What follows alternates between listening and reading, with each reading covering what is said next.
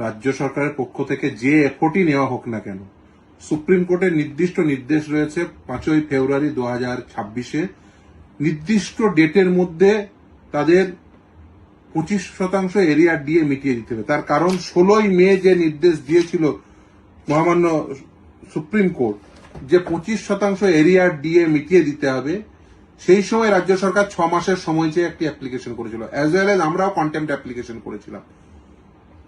মহামান্য supreme court সেই সময়ে যে অ্যাপ্লিকেশন এবং কন্টেম্পট অ্যাপ্লিকেশন উভয়ই ডিসপোজ অফ করেছে এবং বলেছে ইমিডিয়েটলি, অর্থাৎ 5ই ফেব্রুয়ারি 2026 যে নির্দেশ, যে রায়, সেখানে বলে দিয়েছিল ইমিডিয়েটলি সেই 25% এরিয়া দিয়ে মিটিয়ে দিতে হবে। তারপরেও মেটায়নি।